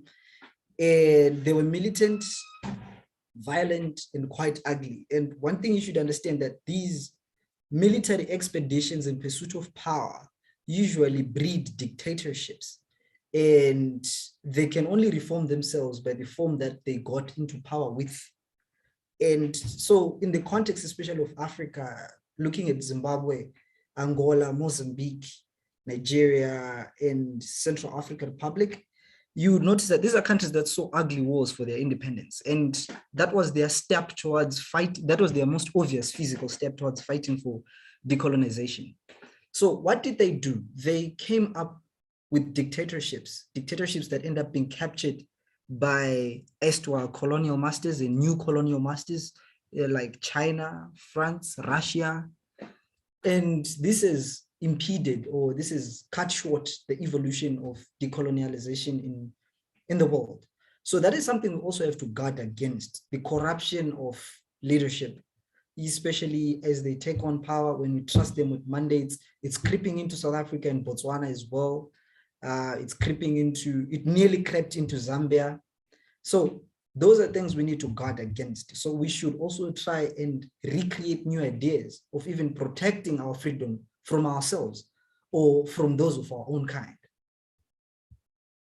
No, thank you, Liam. Can I invite Vidya to give us her closing comments?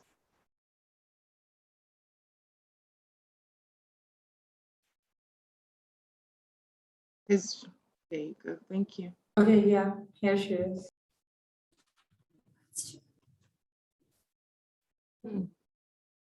आंतरराष्ट्रीय शिक्षण हे परिवर्तनशील शिक्षण प्रक्रिया सक्षम करण्याची एक चांगली पद्धत आहे. दोन पिढ्यांमधील ज्ञान, विचार आणि कल्पनांचे देवाणघेवाणीला स्वतःचे आणि समाजाचे बाबतीत नवे दृष्टिकोन विकसित करण्याची मदत केली जाते. शिक्षणाची वसाहत आता आमच्या पिढीत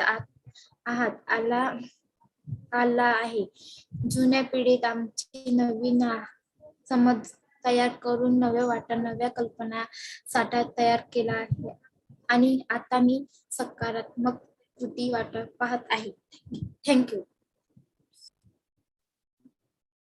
Thank you. Bianca, do you want to give us your closing comments?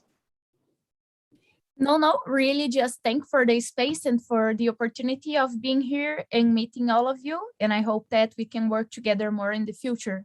Thank you very much. Thank you so much for taking the time. Aminta?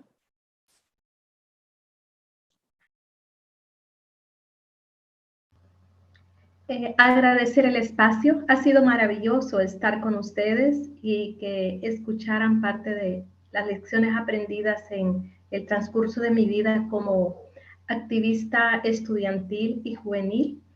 Y bueno, que motivarles a que realmente sigan adelante, que sigan con esta apertura de aprender de las generaciones anteriores y de aprender de ustedes mismos. Hay mucha energía, hay muchas ideas que están ahí, ¿verdad? Cada continente, cada región tiene una historia de la colonización y seguramente va a tener que construir caminos que son diferentes, pero bajo una idea común. Así que los felicito, ¿verdad? Y muchas gracias por invitarme.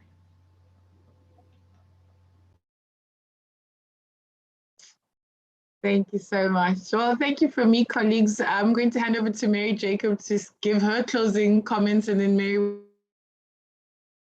so she can close us off today. Thank you. Thank you so much, all you very amazing people. And it was a conversation I couldn't have shared it for anything else. It was amazing and it was breathtaking. And I'm very sure that through this conversation with every one of you on this conversation and every one of you also watching live, I am very sure that this conversation have put something in your mind to think about and giving you reasons to think and question the narrative. And it is time for us all to keep questioning and keep looking into what is possible for all of us. And like it is said, we own it. It is our truth and nobody will say it for us the way it is. Nobody can tell our stories better than we can. So thank you very much, everyone from across the world that joined this conversation. Thank you for having us. Thank you, Ashanti, for being amazing.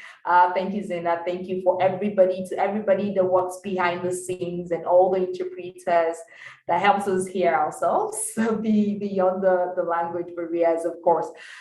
Thank you to all of you. Let's keep doing what we know how to do best. Let's keep changing the narrative, seeking for the best.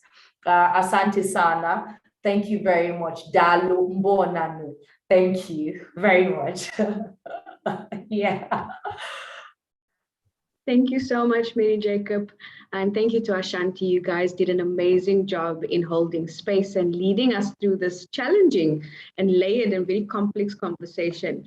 I think that firstly, on behalf of Zena as a human being, an individual, and someone from South Africa and the Global South, I want to acknowledge the backs on which we stand when we have these conversations and when we forge forward in the work that we are doing.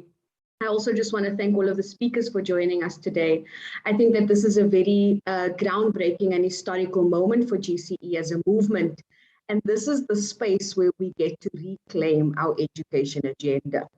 And this is where we politicize our youth and student strategy, you know, in reflecting the perspectives, in reflecting the power and the expertise and the knowledge and the fire and the wisdom that exists amongst youth and students, amongst elders, amongst allies. I think that for me, this has been a really amazing privilege to share space. And I just want to honor people's time and energy. So thank you so much. Again, just to mention, Ashanti shared the Jamboards. Please feel free to add your comments and your ideas, because we will use all of this directly in our strategy conversation, which happens next week, Thursday. So from me, away, give thanks. And I wish you all a rest of a good day and a good evening and a good morning wherever you are in the world. Give thanks. Thank you. Thank you so much. Thank you so much. Israel to Africa. Thank you so much. Gracias, Sonia. Thank you, everyone. Have a good day. Bye, everyone. You too, Zena. Thank you for joining. Bye.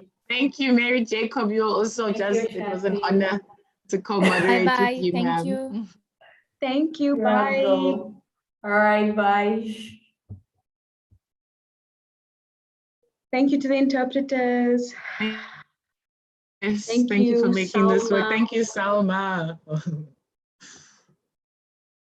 Thank you, Pilani. Pilani on the call. Pilani, come Pilani. Thank you, Andres.